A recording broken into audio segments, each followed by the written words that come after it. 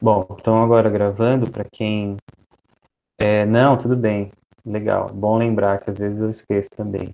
Mas agora a gente começou a gravar, então a gente conversou um pouquinho antes aqui sobre o fórum, para quem chegou depois.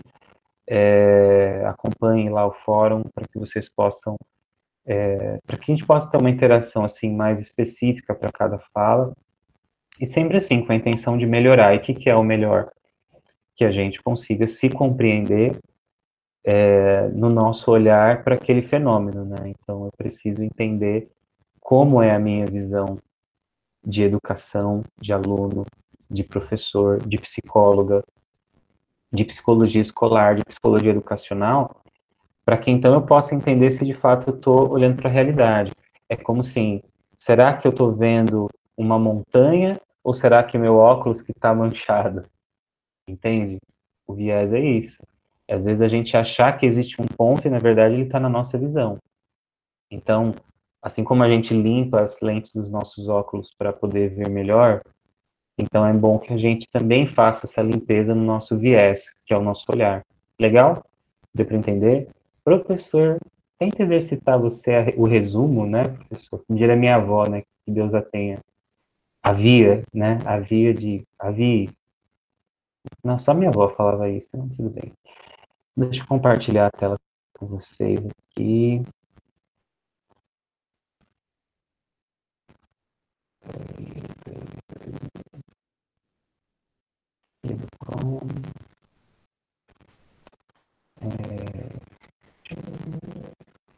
E é legal essa entrevista que eu falava para vocês há pouco, né, que eu recomendo que vocês assistam, que é do O Futuro da Educação, né, conversas que importam do YouTube Brasil, né, o canal do YouTube Brasil.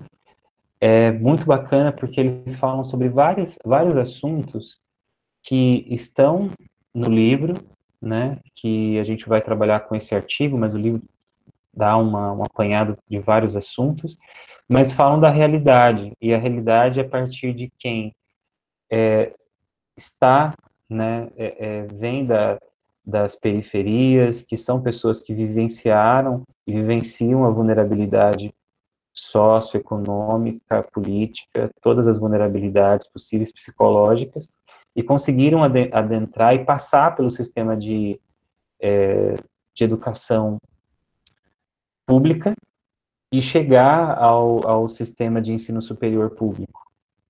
Então, o olhar dessas pessoas crítico sobre si, sobre o sistema e sobre o seu papel é muito interessante e eu acho que interessa muito vocês assistirem. São 49 minutinhos, assistam lá.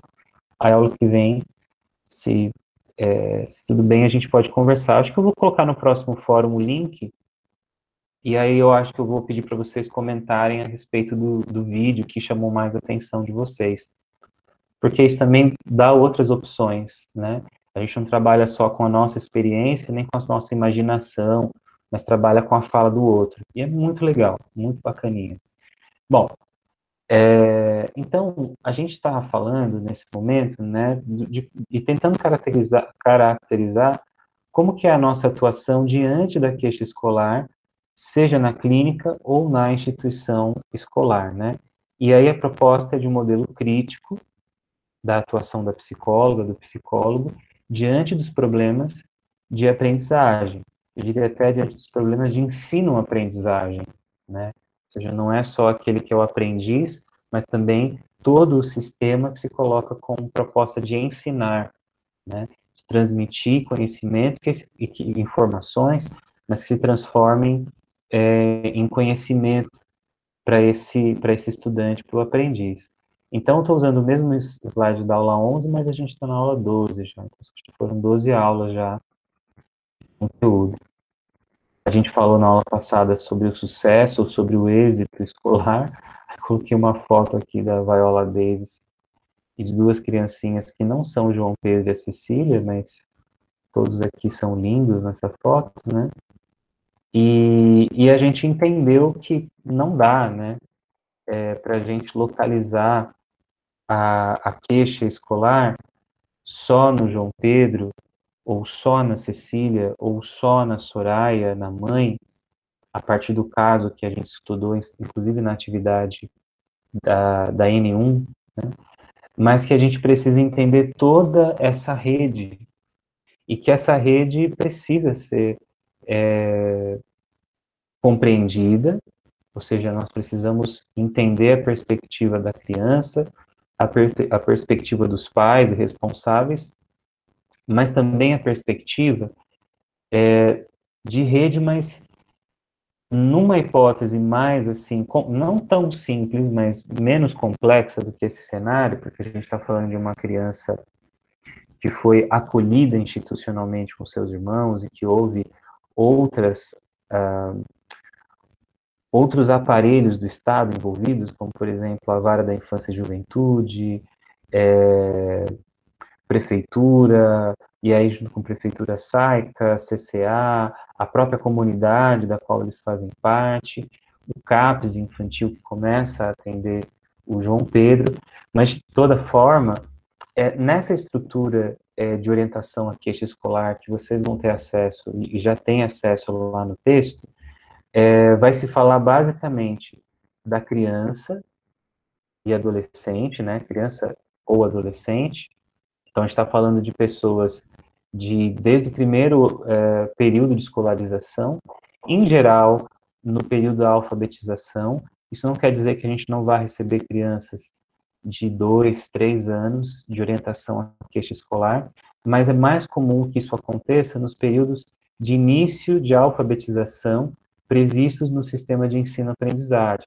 Então, a gente pode pensar uma criança entre 5 para 6 anos, para 7, mais ou menos nesse período, e pode se estender, evidentemente, dados os níveis aí, os índices de analfabetismo funcional, e dado também o cenário de promoção automática, né, vamos dizer assim, né, a criança não necessariamente ela cumpriu todos os objetivos, mas ela é promovida para o próximo ano.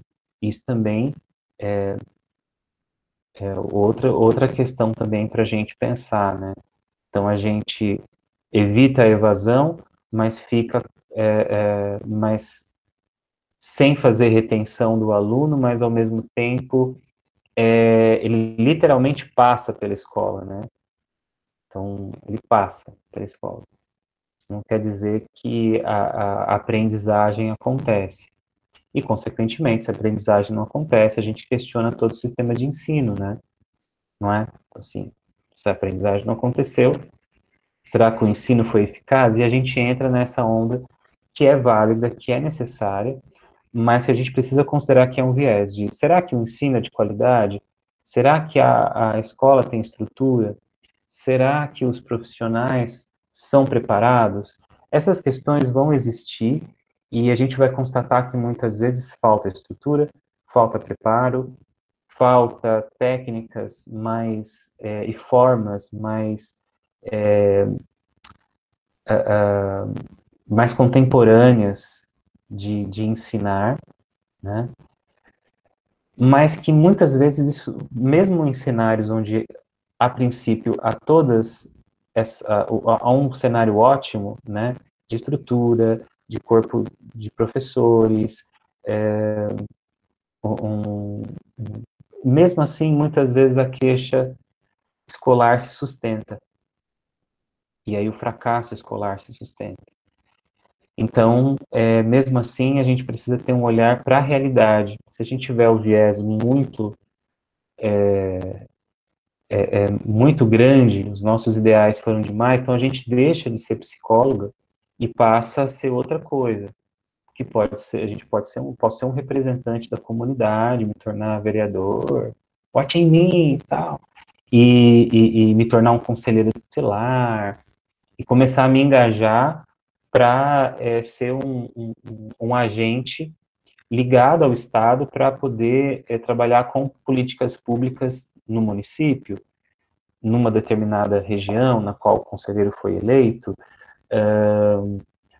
posso trabalhar de outra maneira. Só que não é esse o trabalho do psicólogo. E nesse sentido da orientação à queixa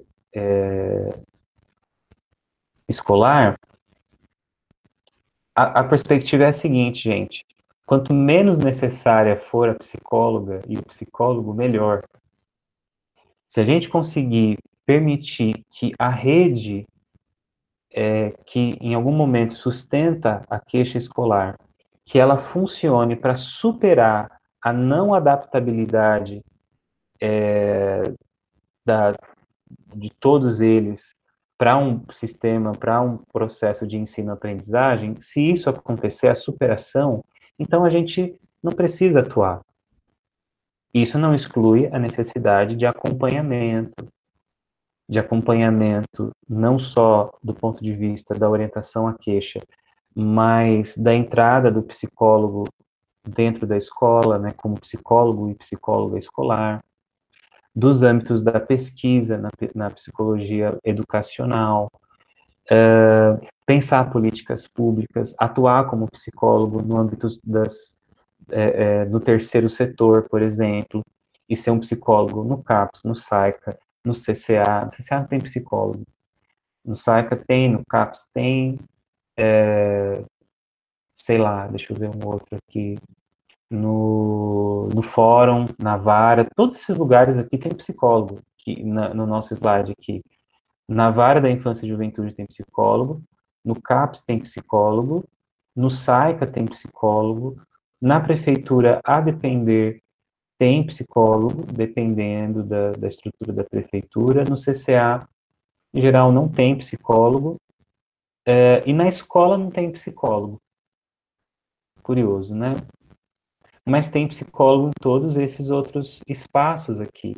Então, isso também faz a gente pensar a especificidade, né, de um psicólogo e de uma psicóloga escolar, ou do psicólogo clínico, que não vai atuar igual o psicólogo da vara, nem do SAICA, nem do CAPS, né? Tudo tem a sua especificidade. Então, a ideia hoje é a gente falar, então, de aspectos metodológicos. Então, o que é o objetivo, a gente falou na aula passada, entender os meios que a orientação à queixa escolar, então, faz a sua intervenção, e que tem um olhar mais afastado, mas que é proposital, porque assume, na verdade, uma posição, assim, de menos onipotência. Então, o psicólogo não é o onipotente que vai chegar lá e acontecer, porque a realidade é muito mais complexa. Mas, e essa é uma premissa, se a gente conseguir não ser necessário para o sistema de educação, melhor ainda. Se precisar adentrar, adentraremos. Mas se não precisar, melhor. E isso é uma posição da construção dessa forma, né, não dá para chamar de abordagem, mas dessa forma de atuação do psicólogo frente às demandas escolares, né? Então, é importante que a gente entenda minimamente, e aí escute as perspectivas, né, uma escuta psicológica qualificada, a perspectiva dos pais responsáveis, que não necessariamente é o pai e a mãe, são os responsáveis, porque e o texto, eu acho que depois eu quero fazer algumas considerações mais críticas sobre o texto. Aí, professor, o senhor é ranheta. Não, não é ranheta, é que a gente precisa ler criticamente as coisas. Eu vou fazer agora já. No texto, vocês vão achar o termo, por exemplo, camadas mais populares. Não sei se alguém leu isso lá. Principalmente as pessoas das camadas mais populares. Eu, particularmente, não acho que é um termo preconceituoso, mas eu não me agrada esse termo. Porque quando você fala de camadas mais populares, o que você quer dizer, né? Se eu falar a camada do bolo, tudo é bolo, entende? Então, se eu falo camadas de popular, não é todo mundo população? Agora, se ela está querendo dizer de um determinado extrato da população, então ela tem que falar das pessoas, da população em vulnerabilidade psicossocial ou fazer uma outra construção, vulnerabilidade socioeconômica, porque ela está querendo falar das pessoas, me parece, e aí ela me dá margem para eu ficar interpretando, eu acho isso horroroso. O texto científico precisa ser dica para o TCC de vocês, texto científico precisa ser objetivo. Ah, mesmo fenomenológico? Sim, eu preciso ser claro. Então, essa coisa de camadas popular, é bolo? Não. Tá falando de quem? Das pessoas negras? É isso que você quer dizer, minha irmãzinha? Pessoas negras, pobres? Então você precisa dar nome, precisa ser mais claro, entende? Precisa ser mais objetivo. Não pode, claro, no oposto à obscuridade, né? De falta claro, né? Como a luz que ilumina, né? E a luz tem todas as cores. Então, é isso. É a clareza e objetividade. Então, isso me incomoda. Professor, pelo em ovo? Não é pelo em ovo, galerinha, porque, assim, quando a gente nomeia as coisas vão se transformando a partir do nome que se dá. Então, se a gente começa a chamar alguma coisa ou alguém de uma determinada forma, isso vai ganhando significados para as pessoas que ouvem. Então, vou dar um exemplo para vocês nesse desdobramento aqui. Então, quando a gente fala de pessoas com deficiência,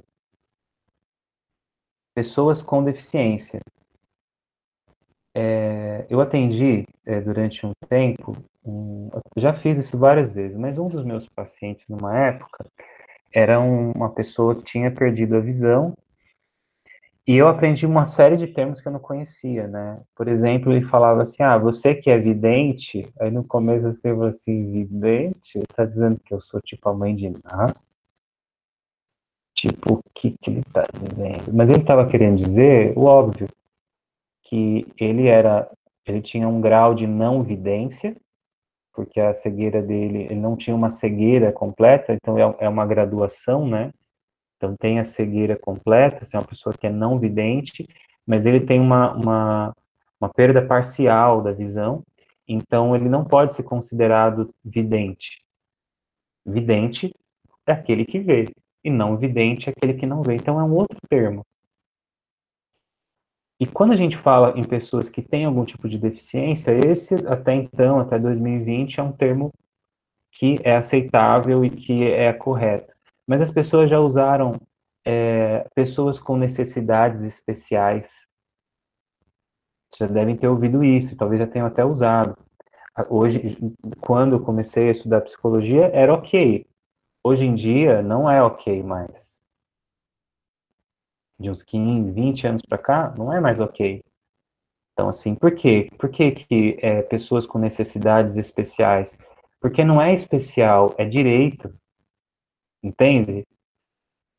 Acessibilidade, inclusão é direito. Porque se eu falo que a pessoa tem necessidades especiais, eu posso dar brecha para alguém dizer que aquilo é privilégio. Você entende o que eu quero dizer? Dá para entender, Cláudia? Verônica, Rosângela, Tati, dá para entender o que eu estou dizendo? Então, o termo foi usado, falou assim, não é pessoa com necessidades especiais, pessoa com deficiência. Tem as pessoas que têm deficiência e aquelas que não têm deficiências. Só que eu acho que até esse termo também vai cair em desuso e vai surgir um outro termo, né? Por exemplo, para falar de pessoas com deficiência visual, falar das pessoas videntes e não videntes faz muito mais sentido. São pessoas, mas umas são videntes, conseguem e têm o sentido da visão preservado, e outras, por N situações, podem não ter o sentido da visão preservado. Então, são pessoas não videntes. Isso importa? Importa muito. É só fazer um exercício de empatia, se colocar no lugar ou conversar com alguma pessoa que tem alguma deficiência. Vocês vão ver que faz todo sentido. Isso também eu entendo que é papel da psicóloga e do psicólogo, né? Se enveredar por essa subjetividade, né? E que bom que, por exemplo, a clínica, como também tantas áreas, abrem essa oportunidade para a gente conhecer um monte de coisa, né, e aprender mais sobre a vida e se tornar menos ignorante a respeito das coisas. Deixa eu ler um pouco o que vocês estão escrevendo, porque eu estou por fora da conversa. Vamos lá. Cláudia Pereira diz no recadinho do coração. O interessante, Pro, boa noite. Boa noite. É que exatamente por haver psicólogo na rede, que não dá conta para suas próprias demandas, que o psicólogo escolar ainda não está nas escolas. A visão quase que geral, inclusive do governo e prefeituras, é que a função do psicólogo se limita à clínica, que a rede já atenderia. Ou seja, ele irá atender alunos problemas e dar conta para que o professor dentro para o que o professor dentro da sala não dá. E realmente, a última vez que o governador anterior do estado, o governador Geraldo Alckmin, negou para o estado de São Paulo, né, a partir de uma proposta de lei aqui no estado de São Paulo, em âmbito estadual e não federal e nem municipal, estadual, que houvessem psicólogos escolares e assistentes sociais, ele negou, então, assim, ele vetou, né, chegou na mesa dele, ele não assinou, vetou, argumentando de que o psicólogo e o assistente social são profissionais da saúde, e são mesmo. Sendo assim, já há psicólogos e assistentes sociais na saúde. Dessa forma, todas as demandas que acontecerem na escola devem ser encaminhadas para a área da saúde, enfim. E aí, infelizmente, o que a gente observa? A situação em Suzano, e que as crianças, profissionais, pais, a comunidade toda da cidade em Suzano foi direcionada para quê? Para o CAPS de Suzano. Eles deram conta? Eles atenderam no primeiro momento, mas posso garantir para vocês que por uma questão de demanda, de olhar, não tinha como dar conta, é impossível. Diferente se houvesse já uma estrutura, aí volta a noção de estrutura, que olhasse especificamente para esse fenômeno.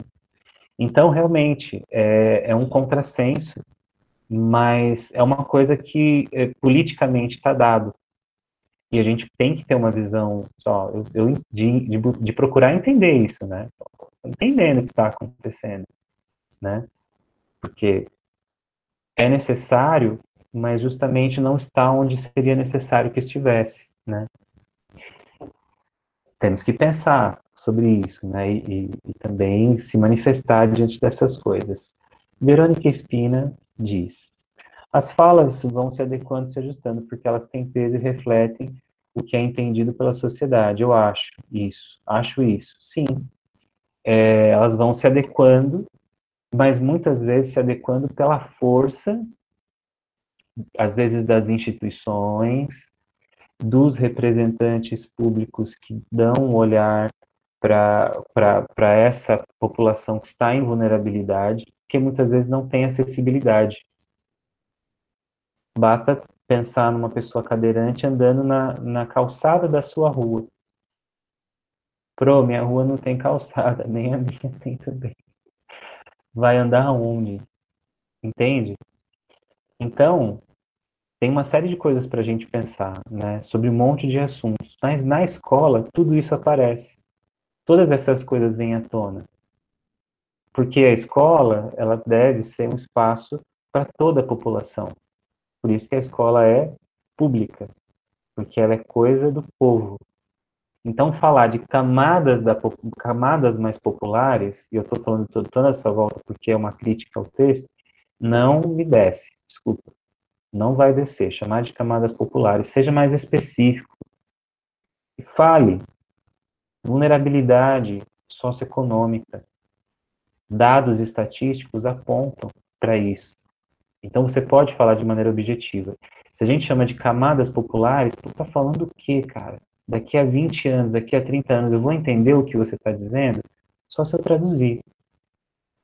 Então, eu acho que aí vocês têm que ler Ah, mas estava escrito no texto, professor, camadas populares. Leia criticamente. Tem uma dica. Tinha uma outra coisa também no texto que eu ia falar, mas que eu acho que eu não lembro agora, mas daqui a pouco eu recordo. Mas tem esse lance das camadas populares. Tirza, privilégio me remete àqueles que têm que serem punidos, cumprindo pena, por exemplo, e não são. Sim, é uma forma de privilégio, né? Como se, assim, a lei, no seu aspecto de delimitar, né, e de nos responsabilizar, responsabiliza alguns de maneira desproporcional e não responsabiliza outros. Então, isso pode ser entendido como privilégio, mas não raras vezes vocês vão ouvir, por exemplo, falar que cotas, o sistema de cotas é um sistema de privilégios, entende? E isso é uma distorção absurda, né? É uma distorção histórica absurda. Então, assim, eu escravizo vocês durante... Desculpa, eu sou meio pistola hoje, tá? Então, me tolerem, eu também tento acolher vocês no dia ruim de vocês, tá bom? E a gente vai seguindo. Mas pensa aí, você é escravizado durante 300 anos, aí eu te falo, não, agora você é livre. Ei, mas para onde que eu vou? Eu não sei ler, não tenho terra, eu não tenho profissão, não tenho nada, entende? E aí já se constrói, por aí já se constrói uma situação de vulnerabilidade histórica no final do século XIX e que não é superada. Por isso, a gente vê a construção da cidade, né? Rio de Janeiro, isso é muito claro, né? Como você tem a Zona Sul e você tem as outras zonas da cidade, e na Zona Sul, quando você quer tirar um bom, aspas, né? Um bom cartão postal, você evita aquela parte onde dá para ver as comunidades, né, as favelas. Na verdade, tudo que acontece no estado do Rio de Janeiro é consequência do não quero ver aquilo que está posto, né? Então, o caos instaurado, para mim, tem total relação com todas essas coisas que a gente está conversando, inclusive com a escola. Pois bem, tá todo mundo pistola, né, Tilda? Vamos nos acolher mutuamente. Então, essa é uma observação que eu faço sobre o texto. O texto é muito interessante, muito bom, muito instrutivo, mas tem esse termo aí e não é legal, não é interessante. E aí a gente vai falar então da orientação à queixa escolar. E antes de falar como que ela é feita, isso também está lá no texto e é super válido que vocês leiam, né, que vocês se debrucem lá no texto e leiam um texto super gostoso de ler, apesar de ter umas palavras ou outras que precisam aí da nossa adequação, né? Mas é um texto legal de ler. E eu tenho certeza que vai fazer muito sentido para nós aqui da disciplina, né, que estamos semanalmente refletindo sobre isso. Mas qual que é o objetivo, então, da orientação à queixa escolar? E o nome é esse mesmo, orientação à queixa escolar. O objetivo é conquistar uma movimentação nessa rede dinâmica que se direcione no sentido do desenvolvimento de todos os seus participantes. Quando a gente fala de todos os seus participantes, a gente está falando de toda essa galera aqui. E se a gente fala do sistema de ensino, a gente pode, por exemplo, pegar aqui escola, criança, adolescente, pais e responsáveis, mas a gente pode pegar aqui também a prefeitura. A gente pode pegar, se a criança estiver numa situação de acolhimento, o SAICA, se for possível, muitas vezes, esse contato. A gente pode pensar também o CCA, porque o CCA trabalha no esquema de contraturno. Então, existe pedagogo dentro do CCA, existe o reforço escolar dentro do CCA, existem professores no CCA, por exemplo, alguns são voluntários, outros são, como que chama? Oficineiros, né? Que estão transmitindo conhecimento de uma forma diferente do que na escola. Então, dá para a gente abranger essa rede. Então, seguindo aqui no texto, de todos os seus participantes e da superação da queixa escolar, ou seja, qualquer que for a queixa escolar. Se a gente pensar, por exemplo, no João Pedro, a gente pode falar que a queixa escolar é a agressividade, né? Alguns comportamentos violentos do João Pedro, e também a dificuldade dele de estar na sala de aula.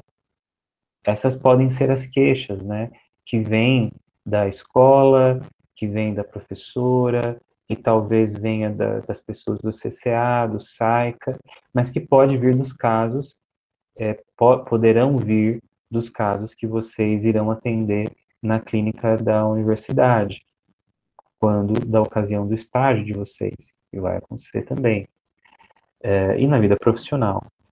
E que superada a queixa escolar, seja ela qual for, que se sustente essa movimentação, esse desenvolvimento, a superação, que ela se sustente sem mais necessidade do atendimento, orientação escolar. Então, de uma certa forma, a gente lidar também com com a nossa, com o nosso desejo de sermos necessários. A gente como profissional, né, e vocês como profissionais em formação, a gente pode ter essa coisa assim de quero ser valorizado, eu quero ser necessário, pô, não estou estudando tanto tempo para não ser necessário. Mas nesse caso, não ser necessário é porque você foi necessário. É meio contraditório, mas é, é participar desse momento para que tudo aconteça sem a sua necessidade, sem a necessidade de orientação à queixa escolar. Que essa queixa seja superada. Ou seja, não necessariamente é fundamental um acompanhamento.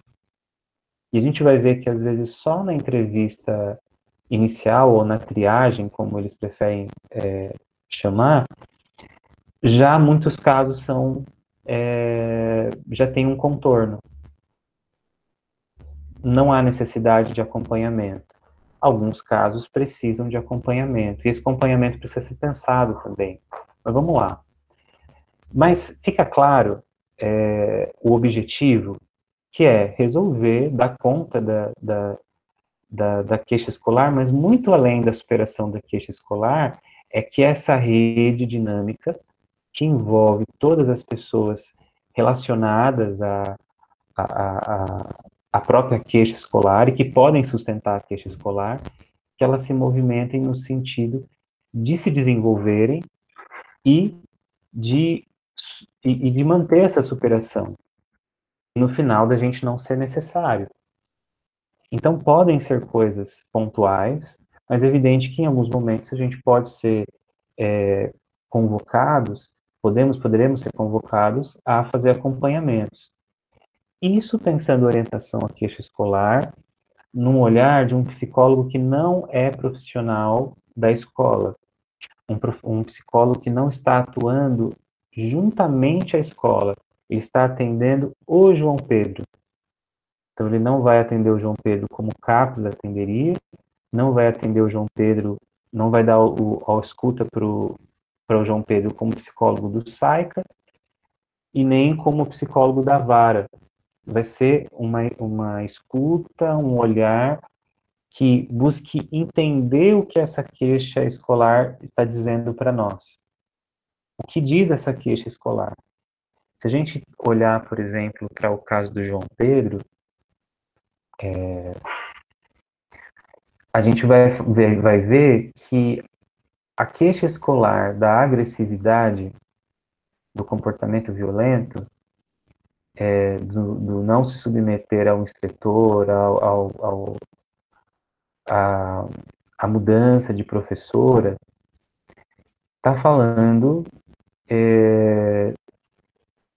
ao mesmo tempo, da forma como a escola e as outras instituições têm, de fato, dificuldade de acolher essa agressividade, de dar escuta para o que sustenta essa agressividade, mas também essa queixa escolar fala da própria escola em não se preocupar com o ensino. Tanto é, né, e aí realmente é uma crítica contundente à instituição escolar do caso, e nesse caso é uma crítica, mas a ideia é que que isso seja superado, se for possível, né? Vamos pensar esse caso a partir da orientação à queixa escolar daqui a pouco. Mas só nessa questão, a agressividade está falando que ninguém está se importando muito se o João Pedro está aprendendo ou não. A preocupação da escola é que ele fique sentadinho durante as aulas e não fique zanzando pela escola durante o período letivo. E tanto não é o aprendizado que aí eu pego a irmã dele, que é mais velha, de outra sala, tiro ela do seu espaço, da sua classe, que ela sim estava entrando na classe e em nenhum momento se fala de como que ela está, como é que tá a aprendizagem dela, mas simplesmente eu tiro ela da classe e uso ela como mediadora para tentar conter a agressividade do João Pedro. E aí eu tiro a Cecília da sala dela e coloco o João Pedro dentro da sala de aula, ou seja, crianças na sala de aula, tá tudo certo. Mesmo que mesmo que isso afete a vida da Cecília. E mesmo que isso seja uma medida totalmente absurda, né? Então, a queixa escolar fala da agressividade do João, fala também do sofrimento que ele teve em ser acolhido institucionalmente, fala, talvez, da não compreensão dele dessa distância que foi construída entre ele e a sua família, dos espaços que ele já conhecia, agressividade como uma resposta de medo, como uma resposta de insegurança, como uma resposta de não aceitação do que vocês fizeram, do que alguém fez comigo sem o meu aceite, né, uma dificuldade de adaptação do João Pedro, mas também fala da dificuldade da escola em assumir o seu papel no sistema de ensino-aprendizado, né, e a falta talvez de espaço para o João para elaborar isso, né. Parece que é afetivamente mobilizado por alguma coisa que impede o processo de ensino-aprendizado dele, né? Mas essa é uma das leituras possíveis, né? A gente teria que escutar o João, teríamos que escutar os responsáveis pelo João, e principalmente, né, num período, é, dentro, dentro desse sistema de, vocês riem, né, gente? Mas é assim, caso de professor à distância, é assim, eu tô com o microfone aberto aqui, é assim mesmo. Só rindo mesmo.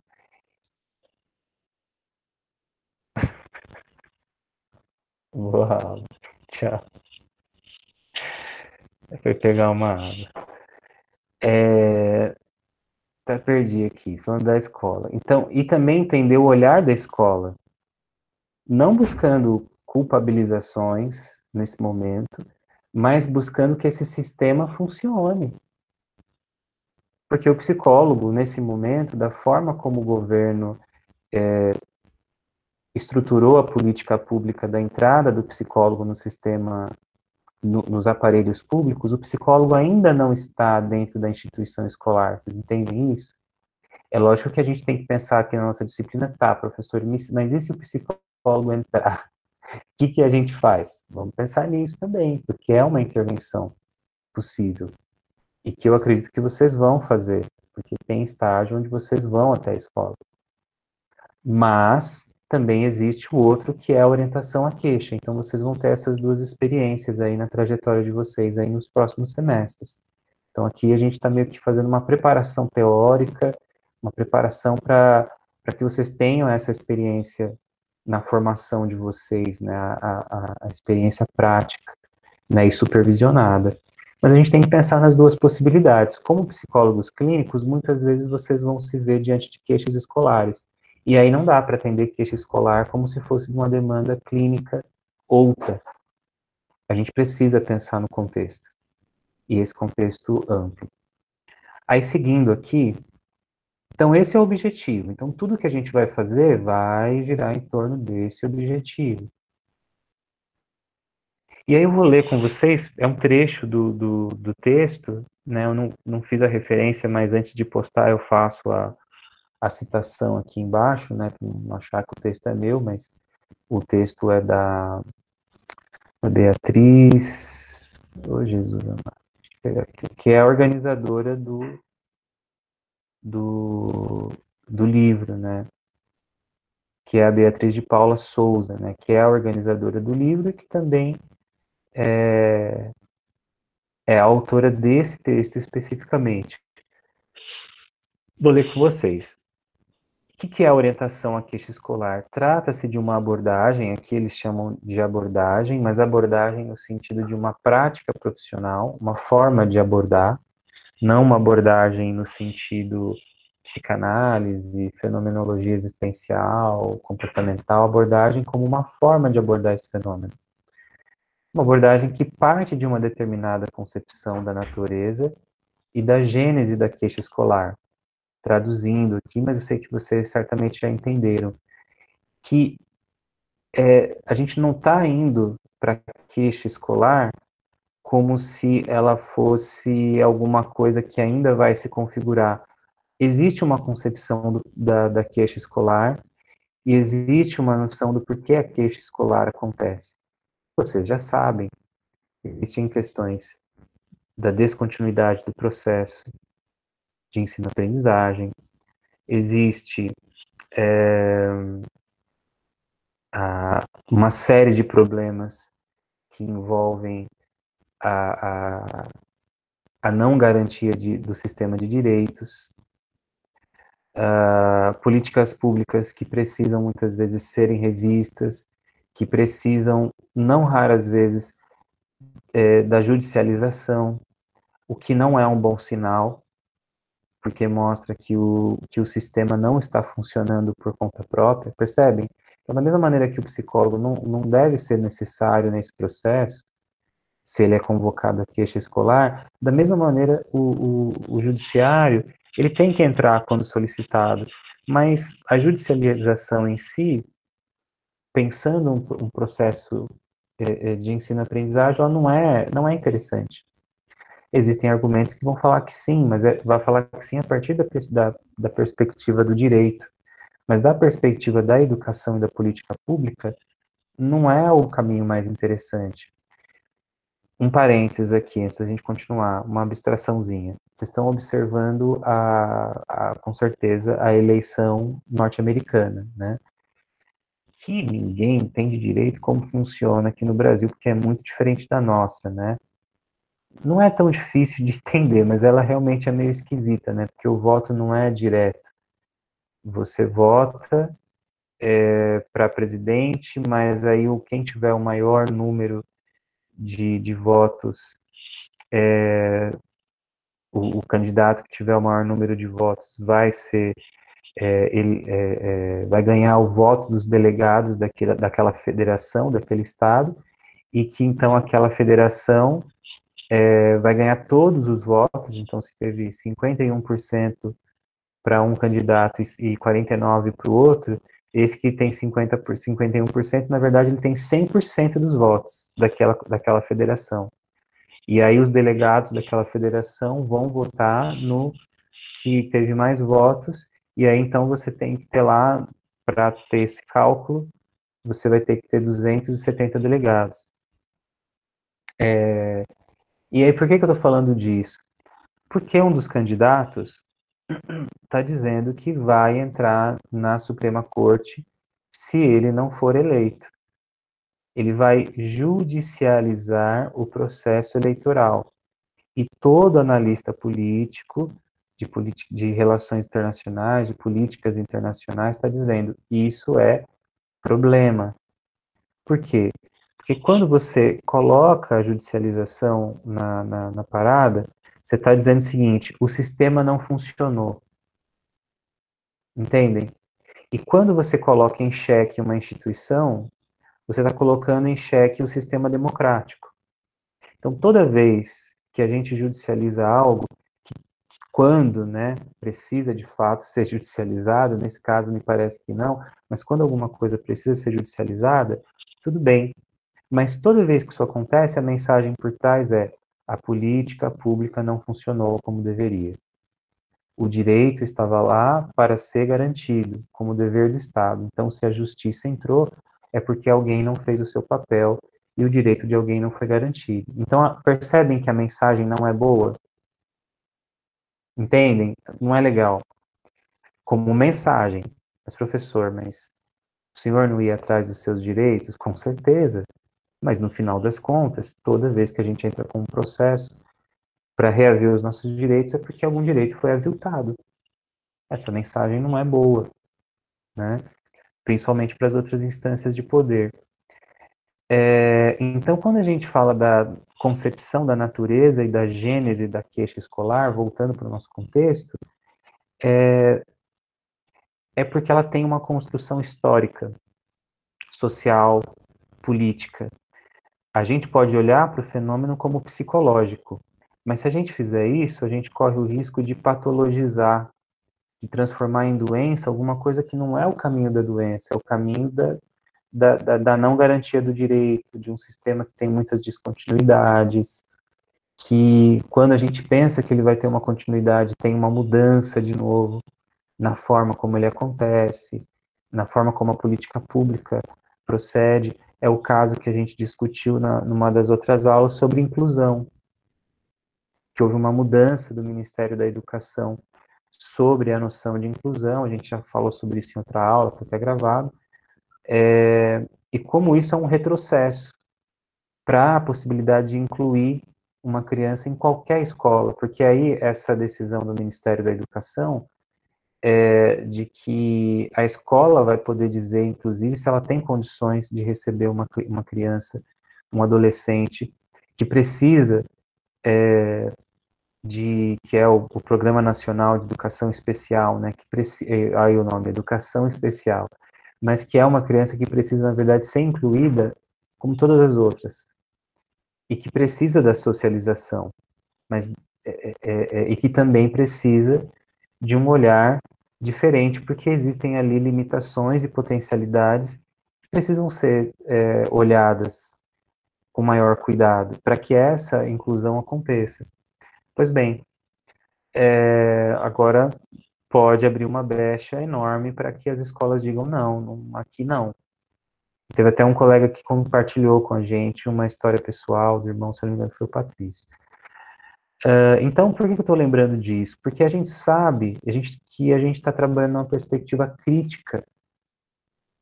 Porque se ela não for crítica, ela vai caminhar para uma medicalização, para uma biologização, para uma patologização. Se a gente desconsiderar o processo, a gente vai achar que a judicialização ela é boa. E a judicialização ela não é nem boa nem ruim a princípio. Ela tem que ser acionada quando necessária, mas quando é acionada, é sinal que alguma coisa não deu certo, aonde deveria ter dado certo, entendem? Então, quando a gente está falando de que nós já partimos de uma concepção de uma gênese e da natureza da queixa escolar, é porque a gente parte desse olhar que a gente vem trabalhando aí durante o semestre. Entendida como aquela que tem em seu centro o processo de escolarização, ou seja, a queixa escolar, na sua natureza e na sua gênese, no seu início, tem a ver com o processo escolar, com o processo de escolarização, em todas essas dimensões que a gente já falou. Os riscos de biologização, de patologização, de medicalização, de judicialização, de descontinuidades do processo de escolarização, das promoções automáticas, né, da evasão escolar, e tudo isso que um olhar não humanizado, a falta de estrutura para as instituições escolares, Tudo isso, o centro disso tudo é o processo de escolarização. Até aqui, tudo bem? Beleza? Vamos tocar o barco. Trata-se de um emergente de uma rede de relações que tem como personagens principais, via de regra, a criança e adolescente, sua escola e sua família. O cenário principal em que surge e é sustentada é o universo escolar. Então percebam, no caso do João Pedro, por exemplo, e da Cecília, que o João Pedro estava sendo agressivo em vários espaços, mas que o cenário para que isso acontecesse, né, e o universo que sustentou isso foi a escola. Lidou de uma maneira diferente com aquilo. Então, assim, no CCA, ele foi contido, acolhido. No SAICA, tem outras metas, né, de desacolhimento, do processo de reaproximação com a família, caso seja o PIA da criança, né, e do adolescente, e de garantir os direitos. Mas o lugar onde o direito é aviltado, é garantido, o direito à educação, é onde? Onde é que ele se manifesta? No universo escolar. É na escola. Então, esse é o cenário principal. Assim, continuando, né? Nosso sujeito de investigação e intervenção não é a criança, ou só os pais, ou só a escola, mas na verdade o nosso sujeito de intervenção, de investigação, é a rede, escola, criança, adolescente, pais responsáveis, a família, e não, raras vezes, as outras estruturas pelas quais a criança e o adolescente também circulam, porque também são importantes muitas vezes é como uma rede de apoio para que funcione, né, o processo de escolarização. E como as relações entre seus integrantes desenvolvem-se. Então, o nosso objeto não é sanar simplesmente, não, o nosso objetivo é preparar os profissionais da escola a receberem melhor e terem um olhar mais humanizado para os seus alunos. Isso é bom, mas não é o nosso objetivo, não é o nosso sujeito de intervenção. Então a gente tem que ajudar os pais a, sei lá, a conduzirem melhor, a buscarem os direitos da criança. Não, não é só isso. Não, o nosso papel é acolher a criança num espaço seguro, em que ela seja aceita, em que ela possa se manifestar livremente, de maneira sigilosa, ou seja, um espaço clínico. Também não. O nosso objeto de intervenção é a rede. Por isso que é importante que essa rede funcione e eu, psicólogo, psicóloga que somos, não precisemos ficar fazendo a roda girar. Porque essa é a ideia de um processo de escolarização que funcione como uma política pública para o direito da educação. Que ele funcione sem precisar da gente dando corda, entende? O papel do reloginho de corda só funciona se dá corda. O relógio não tocou hoje, mas você também não deu corda, Cláudia. Pô, não. Mas também não é automatizar o processo. É fazer com que os seus agentes, que os seus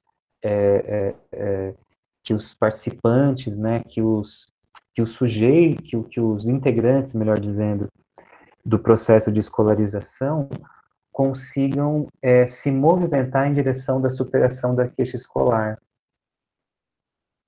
de maneira autônoma, sem precisar que alguém fique dando corda, seja esse alguém ou seja esse alguém a judicialização, dando corda, como foi o caso do João Pedro e da Cecília, foi lá a vara e determinou, e por isso, agora a vara pediu. Então, só dá corda no relógio. Não, não é isso. A gente não precisa disso. Ou pelo menos, não deveria precisar. Considerando que em um momento é construído ao longo de uma história que lhe dá sentido, conhecer e problematizar tal história inclui-se necessariamente no atendimento. Em outras palavras, a queixa escolar, poxa, João Pedro está agressivo e não está entrando na sala de aula. Isso é um momento, dentro de uma história.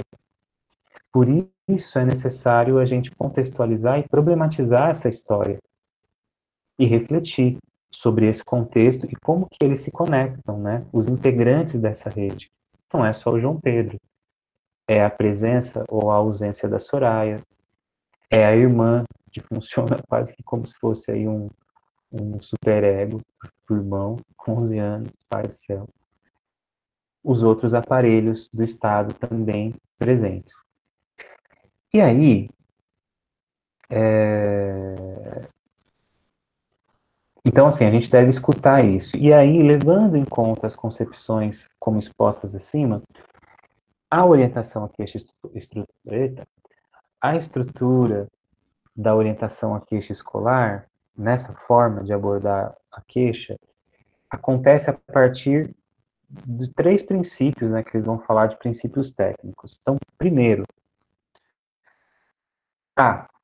acolher e problematizar as versões de cada participante da rede. Criança, família, escola, e eu colocaria, no caso do João Pedro, SAICA, CCA, CAPES, etc. Se, evidentemente, for um contexto em que existam, né, na rede, houver esse contexto. Muitas vezes não tem, né? Na verdade, às vezes é a criança, os responsáveis é a escola. Mas eu já peguei um caso, sim, que eu entendo que é um pouco mais complexo, para vocês entenderem que isso existe. Então, o que a gente faz? A gente colhe e acolhe e problematiza. E como é que a gente colhe? Dando escuta. A gente vai falar sobre isso. Dando escuta para a queixa no olhar e na expressão dos responsáveis, na queixa e no olhar da criança, em algum momento, na maneira, né, como a escola percebe essa queixa, né? Seja na visão do professor, mas de preferência do professor e também de um coordenador pedagógico, de alguém que tenha um poder decisório. Eu vou explicar para vocês o porquê disso. B. Promover a circulação de informações e reflexões pertinentes e a integração ou confronto das mesmas dentro da rede, propiciando releituras e buscando soluções conjuntamente. Quando a gente fala aqui no ponto B de promover a circulação de informações e reflexões pertinentes, integração ou confronto das mesmas na rede, é promover que de fato existe um contato no sentido de uma interação mesmo, que pode ser uma forma de confrontar, uma forma de achar soluções, mas uma maneira que a visão da criança não seja encapsulada como assim, a criança no seu mundo interno. Patologização, né? E aí, medicalização. Não, para que esse olhar e que os sentidos que a criança dá, respeitados todos os sigilos e todos os contratos psicológicos que forem estabelecidos, possa circular com os pais e responsáveis. Que isso possa circular no olhar da escola, mas tomando os cuidados para que a escola não tenha um olhar patologizador para a criança. A gente tem que ter esse cuidado ético. Mas que também o olhar da escola circule com os pais e responsáveis. E que a criança seja um protagonista também nesse processo. Mas, evidentemente, que ela não pode fazer as coisas sozinha, senão ela não seria um ser em vulnerabilidade. Crianças e adolescentes de 0 até 14 anos são considerados incapazes. E pelo ECA, eles são considerados cidadãos em vulnerabilidade por estar em desenvolvimento até os 17 anos, 11 meses e 29 dias, ou seja, até completarem 18 anos, criança e adolescente, por estarem em desenvolvimento, são considerados cidadãos em vulnerabilidade. Assim como o idoso também é considerado um cidadão em vulnerabilidade. Por isso que é importante que a gente não olhe para a criança com um olhar patologizador.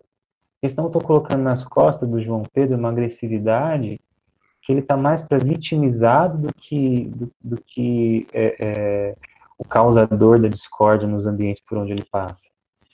Então, eu não posso patologizá-lo. E esse discurso não pode circular com a escola, mas informações que vão permitir releituras e que vão propiciar a busca por soluções, isso sim a gente tem que fazer.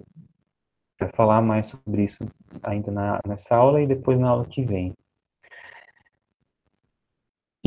Legal, e soluções conjuntamente, ou seja, não é o psicólogo que vai construir uma solução para que a escola aplique, e nem os pais que vão ter que dar conta de alguma coisa, não. É uma solução conjunta. Por isso, a gente atua quase como se fôssemos, assim, mediadores e facilitadores de um processo. Por isso que a gente não tem essa coisa, assim, tão protagonista, né, que muitas vezes aparece na clínica. Não, bem menos. É um papel importante, mas em que a gente tem as nossas potências, mas também tem as nossas limitações. Essa ideia de ficar dando a corda, né? Vamos dar corda aqui no relógio, vamos dar corda no bonequinho para ele andar. Então, se ele parou é porque o psicólogo não deu a corda. Não, não é essa a ideia. A ideia é que as respostas, elas sejam, para a queixa escolar, a superação delas sejam buscadas de maneira coletiva, de maneira conjunta com os participantes, os integrantes dessa rede. E C, né, o terceiro ponto, é identificar, mobilizar e fortalecer as potências contidas nessa rede, de modo que ela passe a movimentar-se no sentido da superação da situação promotora da queixa. Ou seja, não é olhar só para a falta de estrutura, a falta de preparo, a construção histórica, política, econômica, que atravessa a queixa escolar, mas olhar também para as possibilidades e potencialidades que a escola tem, que a família tem e que a criança tem para superar a queixa. Então, é possível a gente pensar que a agressividade demonstrada alguns comportamentos violentos demonstrados pelo João Pedro, existe potencial na escola de dar conta disso, mas não sozinho, trabalhando em rede. Existe potencial nos pais, nos responsáveis, de caminhar em direção da superação dessa queixa. E há essa possibilidade também no João Pedro. Evidentemente, o próprio texto fala isso, e outros textos, outros artigos, livros vão falar isso também, que muitas vezes há necessidade de encaminhamentos para outros profissionais de uma equipe interdisciplinar. Por exemplo, médico, fonoaudiólogo, terapeuta ocupacional, assistente social, educador físico, etc, etc, etc. Os sistemas de garantia de direito, né? Às vezes o conselheiro tutelar, a vara pode entrar nessa questão, mas quando for necessário, quando for identificado que isso é necessário para que a rede consiga achar uma resposta. Pois bem, continuando aqui, é importante dizer o seguinte: trata-se de uma abordagem breve e focal. Breve, porque a ideia é que ela não dure, mesmo no nível de acompanhamento, que ela não dure mais do que 3 meses. Ok, professor. Então, não, o psicólogo tem que morar dentro da escola, professor. Tem que ter uma casinha para ele e uma outra com assistente social. Eles moram lá dentro, e aí, nossa, vai ser maravilhoso. Não, porque se a ideia é que a própria rede funcione na perspectiva da orientação à queixa escolar, ok? Essa é uma das formas de trabalhar a queixa escolar, o fracasso escolar. Só que a gente pode ter ações preventivas, que funcionam com um psicólogo, com uma psicóloga escolar dentro da escola, mas que esse olhar de rede também tem que funcionar para a psicóloga e para o psicólogo escolar e educacional. Agora, ela é breve, porque a gente vai acompanhar a queixa e vai trabalhar nessa dinâmica da orientação. Agora, ela é focal, porque ela foca na queixa escolar. Agora, não quer dizer que assim, não, o João Pedro chegou aqui com a queixa de agressividade, então nós vamos trabalhar a agressividade do João Pedro. Não, não é focal nesse sentido. É focal no sentido que diz respeito à queixa escolar e tudo que a sustenta. Então, eu vou olhar para a queixa escolar, mas eu não vou ficar só na aparência da agressividade do João Pedro.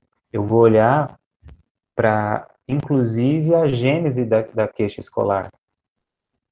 Porque entendendo a gênese, a natureza dessa queixa escolar, aí sim eu vou ter mais possibilidades de ser um facilitador da movimentação da rede. E, lógico, entender se a rede precisa ter alguém que seja acrescentado. Por exemplo, digamos que, de fato, o João Pedro precisasse de atendimento psicológico para ter um espaço para lidar com as suas angústias, com a agressividade, que ele pudesse elaborar, mesmo que de maneira ludoterápica, né, no brincar, né, sendo acompanhado por uma terapeuta, por um terapeuta. Pois bem, aí eu teria que pensar, como psicólogo atuante na queixa escolar, que mesmo que a escola pense na figura do seu professor, do diretor, do inspetor, do coordenador pedagógico, a forma de mediar os conflitos.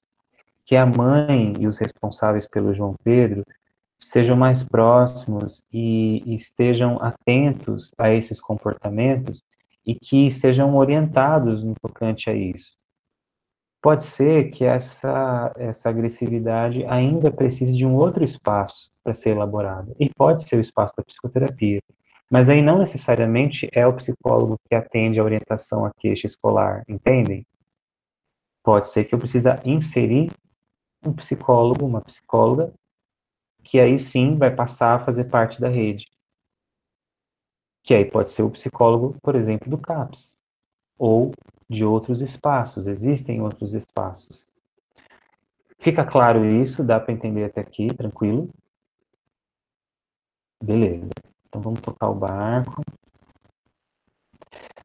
E aí, eu coloquei em tópicos aqui os procedimentos, né, ou a metodologia da orientação à queixa escolar. O texto está muito legal, nesse sentido ela traz uma linguagem bem clara e bem detalhada até do que se entende em cada passo, né, desses, mas eu quero falar brevemente, porque a gente vai voltar nisso na aula que vem, e aí eu vou no fórum, vou colocar o vídeo lá das conversas, vou colocar o link, vocês assistem, a gente vai conversar sobre o vídeo lá. Acho que é super positivo que vocês assistam o vídeo O Futuro da Educação, Conversas que Importam, porque o lugar de fala dessas pessoas é muito interessante para nós, seja como universitários, seja como psicólogas e psicólogos em formação, e, sobretudo, psicólogos que estão se debruçando agora sobre a educação e sobre as instituições escolares, né, como um processo de educação. Então, nos importa super. Então, assistam lá e no fórum a gente conversa. Além disso, na aula que vem eu vou trazer uma continuidade aí do nosso estudo de caso, para a gente pensar junto esse processo de orientação à queixa escolar, pensar essa metodologia da maneira como a orientação escolar trabalha. E aí eu vou pontuando aqui para a gente poder depois na aula que vem, depois que vocês lerem ou relerem o texto, a gente debate um pouco mais no fórum, e aí na aula que vem, em aula, a gente vai trabalhar com esse estudo e vamos pensar junto sobre ele. Então, o primeiro ponto é a triagem da orientação. O texto vai falar uma coisa muito interessante, de que é necessário a escuta dos responsáveis, né? O texto fala, sim, e o texto é de 2020, tá? A publicação é de 2020. Ele vai falar que as conquistas feministas apontam, na visão deles, né, nas pesquisas que eles têm feito, uma maior participação da figura paterna, né, do pai das crianças, na ida até a orientação à queixa escolar. Ou seja, uma questão assim mais igualitária, né? Ou seja, a criança, o adolescente, tem como responsáveis não só a mãe, mas tem como responsáveis os seus genitores, né? Acho que o texto aí seria uma outra crítica que eu faria, né, para a gente pensar, professor, mas quem é você? Pô, eu sou uma pessoa que está aqui, né, discutindo com vocês esse assunto, então eu vou fazer meus pitacos aqui e vocês ponderem. Mas eu acho que muitas famílias, principalmente essas que eles chamam de camadas populares, as famílias em situação de vulnerabilidade social e econômica, certo? Isso. Então, essas famílias, muitas vezes, têm uma outra construção da estrutura familiar, e muitas vezes são famílias mais matriarcais. Quem mora ou quem convive na periferia de São Paulo sabe do que eu estou falando. Então, para quem estiver vendo esse vídeo aqui, que é de São Paulo, porque a gente está falando como alunos, mas como vai estar no YouTube, então pode ser que alguém queira nos assistir, né? E acompanhar com a gente. Mas, para quem é aqui de São Paulo, capital, né, no Sudeste,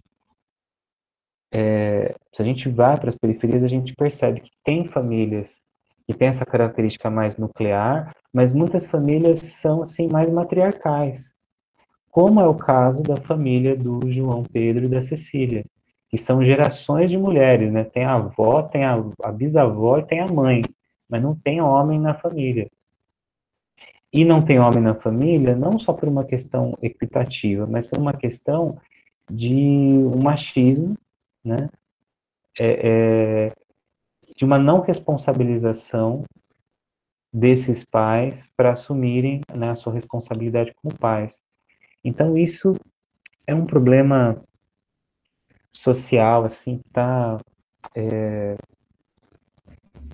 inculcado e já enraizado, assim, de uma maneira muito triste, assim, na nossa realidade, né, como se tivesse uma divisão de papéis, e depender de como essa criança foi concebida, então o pai se sente menos responsável, ele é o famoso vou cair fora, mas a mulher sempre fica. E isso é muito complicado em termos de direito, né? Então, como é que a gente vai falar de superação disso? Entende? Por que eu tô falando isso? Porque me incomoda, assim, tipo, o pai tem vindo, mas nem sempre tem pai, às vezes tem a avó, né? E às vezes nem é uma família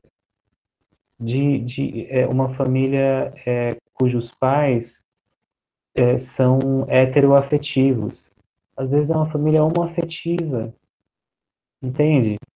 A noção de família do texto me incomoda um pouquinho, mas é isso aí, galera. Vamos olhando criticamente, vamos olhando a ciência e comparando com a nossa realidade observada. E aí a gente também vai fazer ciência enquanto a gente observa, porque vocês podem fazer o TCC de vocês sobre isso, vocês podem fazer artigos científicos, escrever sobre esse assunto. Então, ciência não é um negócio cristalizado lá que a gente tem que falar, amém. Não é, não é isso. Vocês também estão construindo ciência. Quando vocês começarem a pensar e escrever sobre isso. Deixa eu ler aqui o textinho do coração. Cláudia diz o seguinte: tanto que quando fazia atividades com crianças, perdão, era um horror. A questão da comemoração dos dias dos pais. Lembro como hoje uma criança afirmando que não tinha pai e me mostrando a RG sem o nome do pai. Foi um dia especial de muito bate-papo, Verônica. Tenso. Realmente. Então, assim, são questões para a gente pensar mesmo. Porque a sociedade vai mudando e muitas vezes é o nosso viés, é a sujeirinha no nosso óculos, né, que está colocando um ponto que está na nossa visão, que não está na realidade, né? Não é o que o fenômeno desvela para a gente. Então, a gente precisa sempre se perceber para que a gente possa, de fato, lidar com o fenômeno, né? Principalmente esse da queixa escolar, da maneira como ele se mostra. Então, voltando, por que eu falei tudo isso? Porque o pai, ela percebe que o pai tem aparecido mais. Mas eu diria o seguinte, que é importante que todos os responsáveis venham. Que às vezes tem um pai, tem uma mãe, muitas vezes tem uma avó, que é quem passa a maior parte do tempo com a criança. Então, às vezes os responsáveis são duas mães, dois pais, um tio. Já até na clínica a gente atendeu um caso assim, que era um, um, uma tia que, que os pais da criança tinham falecido num acidente e que ela passou a ser a responsável pela criança, percebe? Não era nem o pai nem a mãe, era a tia, entende? Então, a gente tem que ficar, não pode ficar muito preso nessas ideias, né? Tipo, pô, claro que todos têm que ser responsabilizados, mas também temos que olhar para as estruturas familiares que não são a família nuclear, que é a configuração de família no Brasil, a família real, ela pode ser uma pessoa, podem ser 10 pessoas, pode nem ter pai, nem ter mãe. E aí, nessa triagem, é importante ouvir as partes. Então, no primeiro momento, ouvir, sim, os responsáveis que trazem a queixa, mas também ouvir a criança na perspectiva do que ela expressa e participá-la com todo cuidado para que não haja culpabilização, para que não haja um movimento de patologização, sem que haja, de fato, alguma coisa a ser cuidada, né, e caminhada por um psicodiagnóstico. Então, não confunda orientação à queixa escolar com psicodiagnóstico e nem com psicoterapia. Então, você pode usar da ludoterapia, pensando no atendimento à criança, com recursos gráficos, da mesma maneira como você faz, aí sim, muito parecido com o que seria um psicodiagnóstico, uma sessão de ludoterapia, a hora do jogo diagnóstico, onde você tem brinquedos próprios para aquela idade, você pode até ter a caixa lúdica, mas assim, como que ela vai ser usada? Para a expressão da criança. E para que em algum momento a gente possa sacar qual que é a percepção dela a partir da queixa que dizem sobre ela. Não de maneira a culpabilizá-la, mas de maneira a perceber a perspectiva dela, que é aquele primeiro passo, colher as perspectivas. Então, eu colho as perspectivas dos pais, colho a perspectiva da criança, e no caso com a criança, o texto parece de maneira muito interessante, assim, o suprassumo é conseguir ter acesso aos materiais da criança. Por quê? Que a criança traga os seus materiais, traga o seu caderno. Por quê, professor? Você pode perguntar. Porque é o seguinte, no caderno às vezes tem bilhete, aí você já observa um pouco da dinâmica entre escola e responsáveis. E a criança, será que a criança mostra os bilhetes para os pais? Para os responsáveis? Será que os pais assinam? Será que tem outra pessoa que assina? Como é que é esse caderno? Tem capricho? Mesmo diante das dificuldades? Ou tem outras expressões? Tem desenhos nesse caderno? Como é que a criança lida com esse material no qual ela transcreve e registra parte da sua experiência, e é registrada parte da sua experiência na escolarização? Então, super vitória quando a criança consegue trazer para o espaço dessa triagem, né, o seu material escolar, porque dali a gente vai tirar muitas informações, quase que diretas, né, em fonte primária, com a criança e com os seus materiais, sobre a sua dinâmica na escola. Pode acontecer um segundo encontro, ou até mais, com os pais, né, com os responsáveis pela criança, mas, como a gente diz, é uma orientação, né? Então, a gente primeiro acolhe, tenta colher informações, para que aí no segundo momento a gente possa até entender se de fato essa família foi na escola, se a queixa escolar foi demandada pelos próprios pais ou foi demandada por alguma professora. E aí, ouvindo as partes, a gente vai para a terceira parte, que é a escola. Então, o ideal, sim, como até a Cláudia citou, né, que a professora Cris falou que vai, faz, é isso mesmo. Mas percebam, aí não é como psicólogo escolar e nem como psicólogo educacional, né? É como um psicólogo atendendo a orientação, a queixa escolar. Então, o psicólogo agenda, né? Procura agendar, procura os contatos com os responsáveis da escola e marca uma visita. E aí, quando você chega na escola, você vai ter informações muitas, né? Será que as crianças ficam no corredor? Será que tem muito conflito, muito confronto, né? Agressividade física? O que as crianças brincam? Será que elas brincam? Tem lanche? Será que as crianças estão com fome? E conversar com a professora. E, de preferência, não conversar com o professor sozinho, conversar com alguém que tem poder de decisão e tem permanência naquela função. Eu explico por quê. Falei que ia falar, tô lá, né? Porque, dependendo do momento em que a queixa chegue para nós, a criança pode estar no momento de transição de professor ou de professora. E aí você vai falar com o professor que vai acompanhar a criança durante um período curto. Muda o professor e aí se perde essa noção do acompanhamento da criança por parte da rede.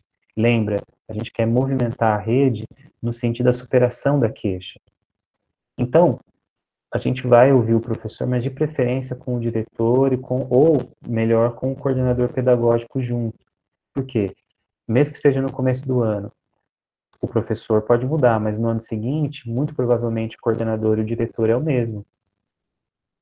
Então, o caso continua sendo acompanhado. Você tem um ponto de contato, porque você já falou com o coordenador pedagógico, já falou com o diretor.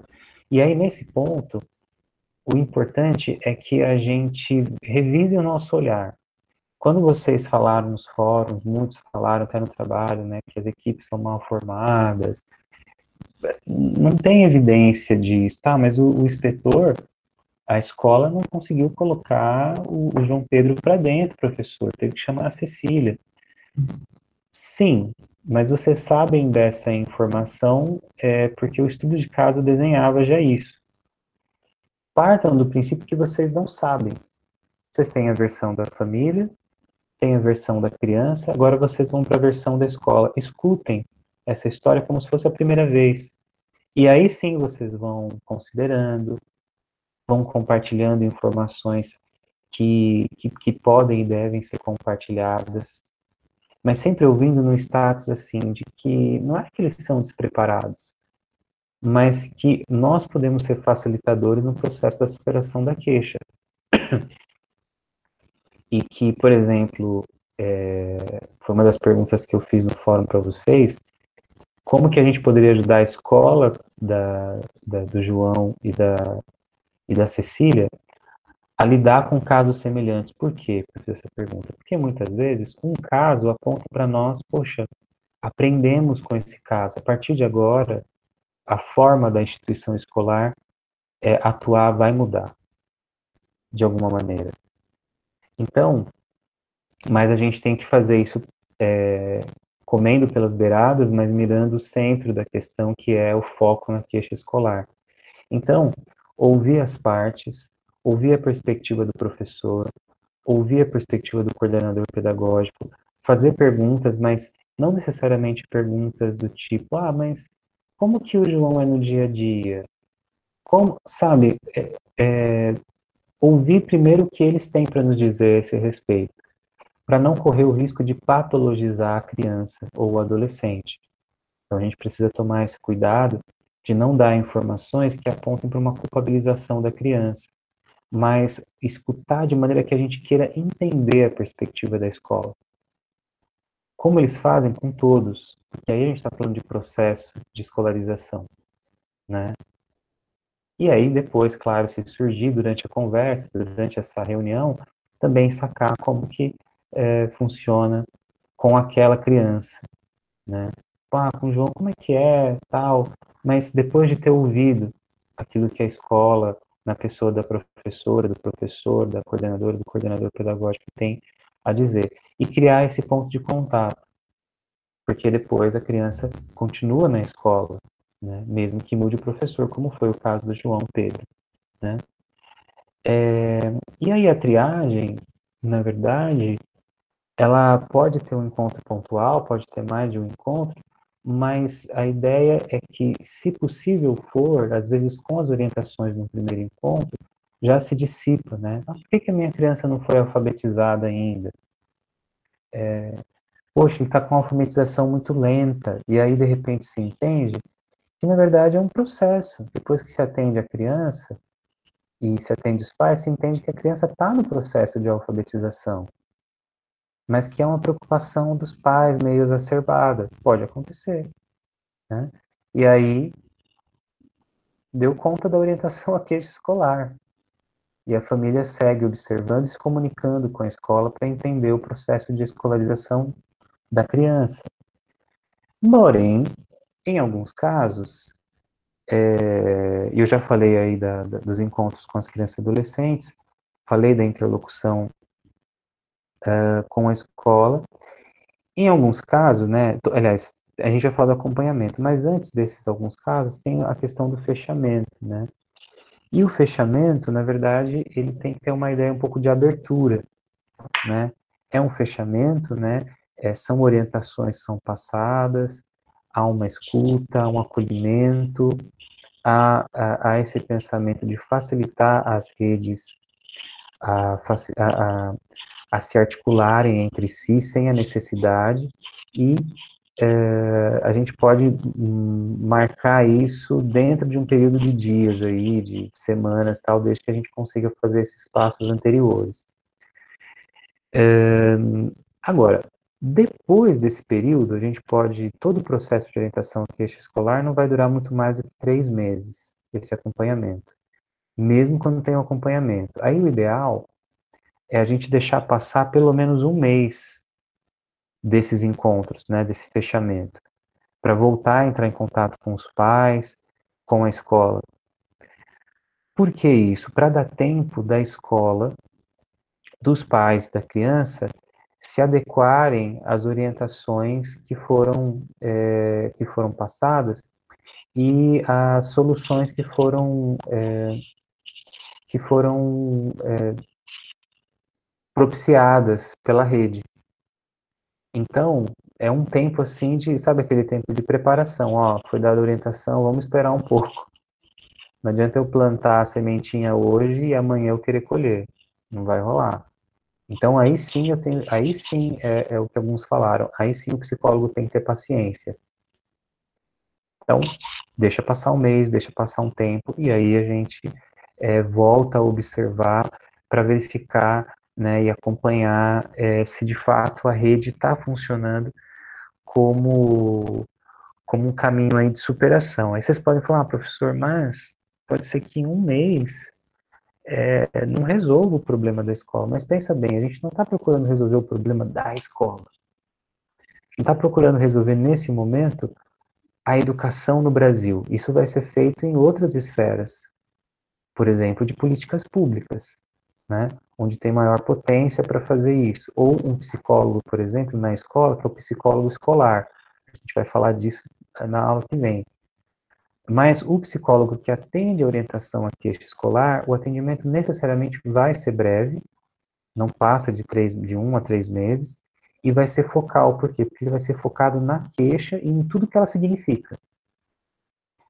É claro que através desse atendimento, o psicólogo pode voltar a ser procurado pela família, pela escola, para, inclusive, atender outros casos. Isso não é difícil de acontecer.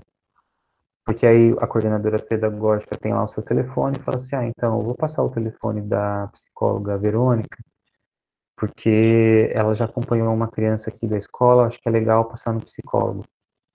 Entendem? Então, aí vocês vão atender uma outra queixa, que vai desvelar uma outra característica da escola.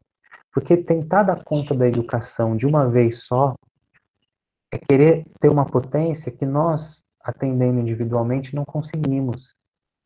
Mudar os rumos da história, da cultura, das discrepâncias, desigualdades econômicas, sociais, não deve ser um trabalho para semideuses, né? Os 12 trabalhos de Hércules, não tem que ser isso. Tem que ser uma construção. E quando a gente atua na orientação aqui escolar, é como se a gente estivesse construindo por dentro. E sempre trabalhando nas potencialidades da escola, nas potencialidades da criança e nas potencialidades da família. Ah, professor, mas não é tão charmoso, não é tão legal, porque eu não me sinto assim, tão psicólogo fazendo isso. Mas quem disse que a gente precisa ser tão necessário assim? Tem momentos que nós vamos ser necessários. Mas vou dizer, a melhor sensação do mundo é quando a gente vê que o nosso paciente, o nosso cliente, seja ele na situação da orientação à queixa escolar, ou até na clínica ou em outros espaços, quando a gente percebe que ele não precisa mais da gente. Pô, aí é sensacional. Se tem alguma coisa parecida com alta psicológica, eu acho que isso não existe, mas como realidade. Porque a gente está sempre se relacionando, né, com o mundo, com a vida, e a gente precisa sempre repensar. Então a gente não está totalmente resolvido, a gente é um projeto e só se termina na morte, né? E aí, porque a gente não tem mais como nessa vida aqui ficar perambulando fantasminha aí, não, né? Não é isso. Mas a gente sempre vai ter coisas para lidar e formas de enfrentar e lidar. Porém, a gente pode ter superado algumas situações, né? Então, nesse exemplo, quando a queixa é superada, pensa, é uma sensação de satisfação. E se eu tiver que ficar lá dando corda, né? Medicalização, patologização, judicialização, significa que não foi resolvido. Significa que a rede não funcionou, porque o sujeito da nossa intervenção é a rede. Passa pela criança, também é a criança, é pela criança, é pelo adolescente, mas tem que ser a rede. Porque a criança e adolescente, na sua vulnerabilidade, não vai conseguir dar conta disso. Não da maneira como é necessária, porque ela é coletiva.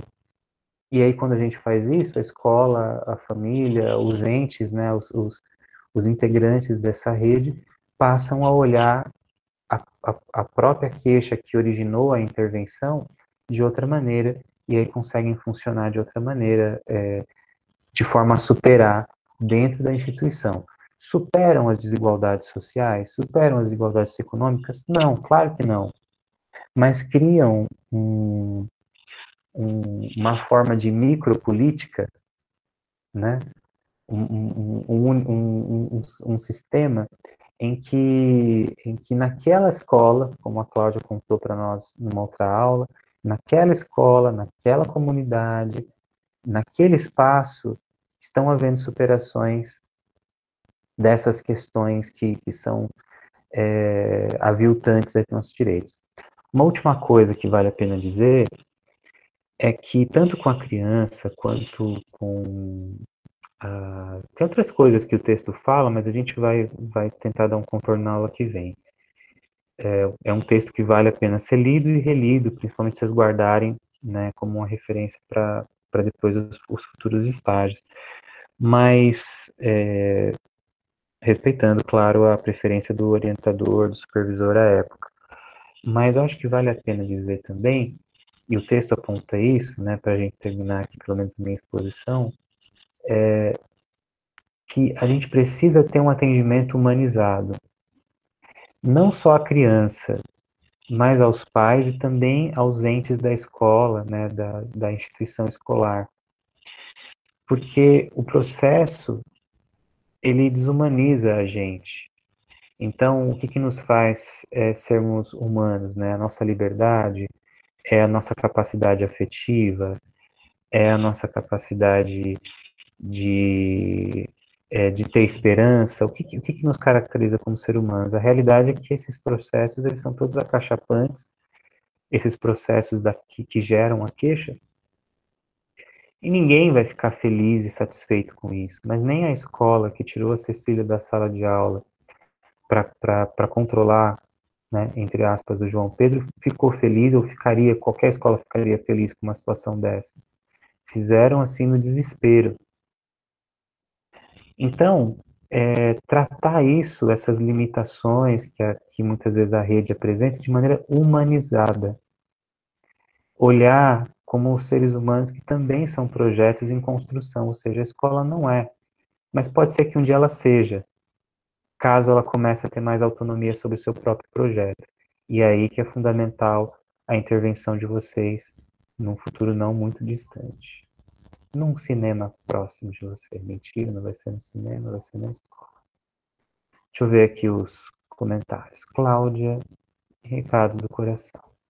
Hoje, pela atualização de critérios que falamos acima, RG não é mais pai e mãe, sim filiação, acessibilidade a famílias homoafetivas, com certeza, é fundamental isso. Eu era pior, boa aluna na produção de conhecimento, mas zero cuidado com o material. Os professores mandavam queixas aos meus pais direto e não teve jeito. Então, mas aí a gente tem que olhar o todo, né, Cláudio? Às vezes, uma história minha, assim, para ver, eu sei que já tem uma similaridade entre as minhas anotações e as suas que já apontaram isso. Mas veja só, tem letras que, graças a Deus, eu descobri, até de colegas professores queridos, que são bem piores que a minha. Eita, garrancha. Ninguém entende nada. Ai, que bom saber que existem essas pessoas que eu me sinto melhor. Sem saber que tem gente que tá pior que você. Ai, que coisa egoísta. Mas só nessas coisas bobas, né, que eu faço isso. O resto a gente tem que tentar ser crítico, né, e tal. E quando eu era garotinho, né, criança, tinha na minha época, não sei se ainda deve se fazer isso, né, os cadernos de caligrafia, né, para treinar a letra, horroroso, horroroso aqui. E eu sempre gostei de desenhar, é uma coisa que eu gostei de fazer, abandonei depois durante um tempo, mas eu sempre tive algumas habilidades manuais, assim, artísticas. Isso aí, não sei muito de onde veio. Meu pai desenha, então tem algumas coisas assim, um certo estímulo e uma identificação aí que talvez propiciaram. Mas a minha letra era horrorosa, não dava para entender.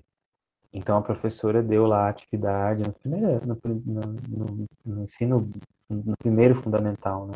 E aí comecei a fazer. Só que acontece, aquilo não era muito lúdico, não era divertido. Aí eu ficava meio entediado. Aí o que eu fazia? Aí a criançada ia pra rua jogar bola, brincar das coisas da rua. Aí o que eu fazia? O capricho todo desenhando, eu começava a fazer do jeito que mais rápido possível, porque mudou a minha prioridade, né? Minha prioridade não é mais superar as expectativas da família e dos professores. A minha expectativa é bem imediatista. Eu quero jogar bola. Então, o que acontecia? Era muito comum, a professora pegava o meu caderno de caligrafia e falava assim, vou ter que chamar a sua mãe aqui para conversar. Por quê? Porque eu não tenho, graças a Deus, a minha irmã é exatamente 1 ano e 2 meses mais velha que eu. E ela tem a letra super bonita, redondinha, parece que tem uma gráfica na mão dela, né, que vai imprimindo as letras. E a minha letra era horrorosa. Aí a professora falou assim, não, eu sei o que aconteceu. Olha as ideias da professora também, né? Eu sei o que aconteceu. A sua irmã fez isso aqui para você, e essa parte feia aqui foi você. E a criança, com, sei lá, 8 anos, 7, 8 anos de idade, tendo que convencer a professora, sem ainda desenvoltura, falava, mas não tinha argumentação. Com um adulto, eu falava, tipo, não, fui eu que fiz, não. Olha, como é que pode uma letra tão bonita? Eu não queria assumir que eu fui jogar bola e por isso que eu fiz de qualquer jeito. E aí, se fosse num período de triagem a queixa escolar, teria sido resolvido isso. Precisaria me fazer acompanhamento? Precisaria? Não precisaria. Entendem? E aí eu não teria que lidar com esse trauma. Brincadeiras à parte, mas é isso, entendem? Que às vezes as coisas são simples e às vezes elas são mais complexas. O caso do João Pedro é um pouco mais complexo, mas esse caso que eu citei, que eu vivi, é mais simples, eu conto na brincadeira, assim, mas na época foi bem bochecha. Minha mãe veio vir aqui, mas fui ela que fez. Entende? Nossa, coisa horrorosa. Então, bom, aí a gente tem ainda uns 5 minutinhos, né? Eu queria saber de vocês, a gente foi trocando aqui pelo chat, mas queria saber de vocês, até aqui, dúvidas, considerações, o trajeto que a gente está fazendo, estou dando opções aqui de resposta, não é para vocês responderem tudo, vocês respondem se e o que quiserem. O trajeto que a gente está fazendo faz sentido, né? Seguir um caminho crítico, olhando o todo, para olhar então esse micro-universo da criança com um olhar totalmente respaldado, mas estou olhando o micro-universo daquela criança, daquela rede, mas que não desconsidera o todo. É o caminho que a gente está fazendo aqui para falar da orientação à queixa escolar. Mas a pergunta é, faz sentido para vocês? Tá colando? Tá dando liga? Diz aí.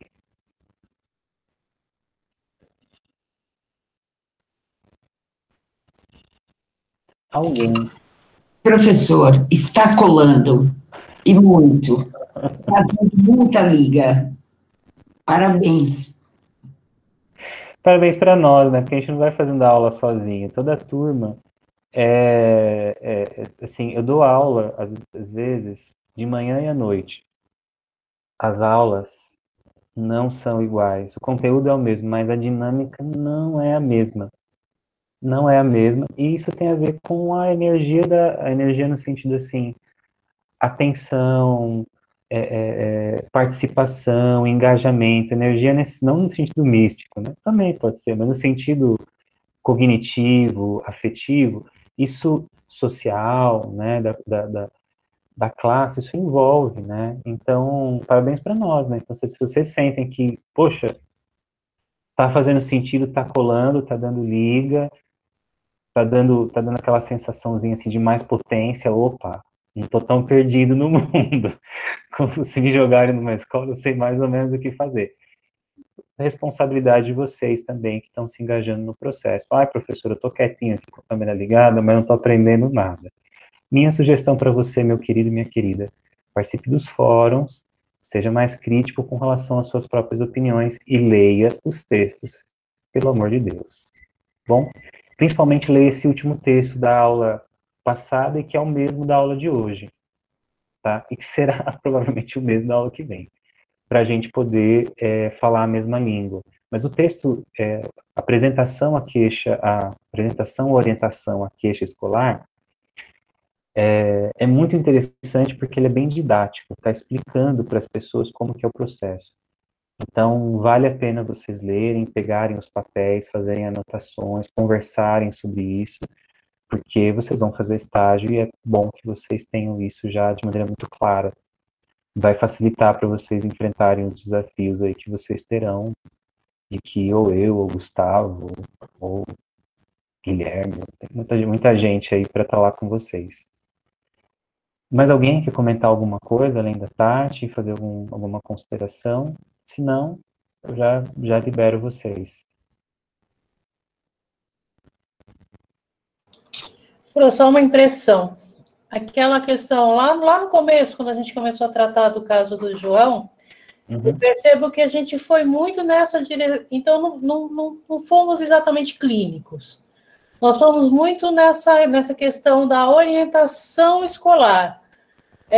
Claro que a gente não considerou ali, naquela nosso bate-papo, naquela nossa troca, a posição da Cecília. Hoje a gente já tem a posição da escuta da família. Depois que o senhor abriu um pouco mais o caso, nós vimos ali a integração da rede. Mas o fato de logo de primeiro, nós pensarmos, entender o porquê na escola havia problema e em determinados locais da rede não, eu acho que foi mais um olhar da intervenção, né, do psicólogo na intervenção da queixa escolar e não o psicólogo escolar. Então, agora parece que a gente está tomando Isso. uma noção melhor de atuações aqui, no caso.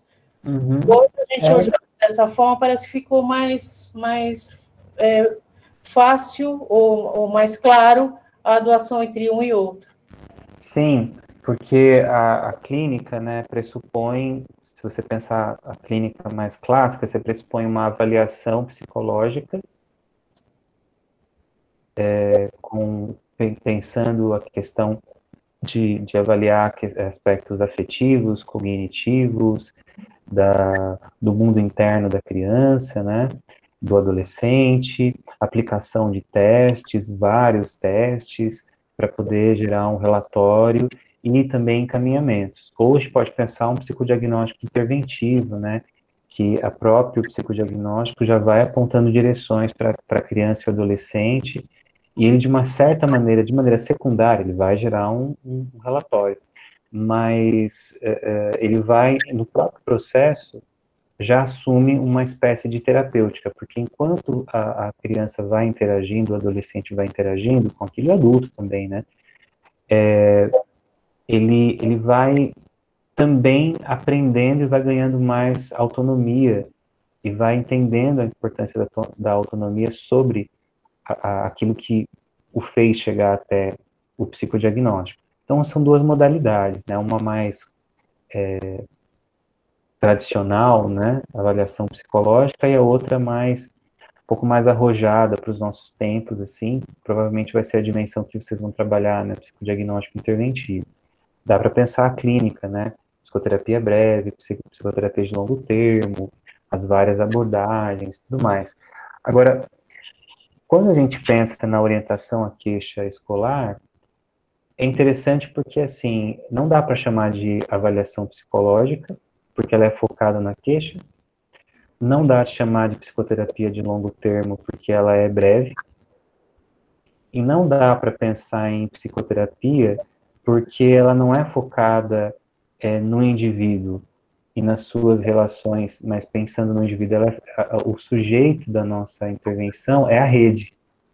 Então, de fato, a orientação aqui escolar é uma outra coisa que não é a clínica, mas ela também é diferente do psicólogo e da psicóloga escolar que atua dentro da escola.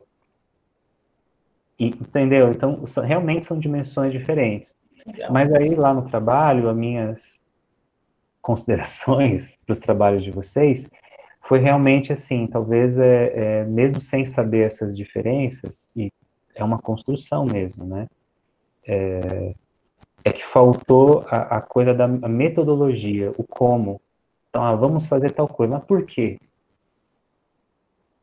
Qual a justificativa? Vou fazer isso. Tá, mas como? Como vai ser o processo? Vou fazer isso e dessa forma, mas depois que você fizer, e aí? Para quê?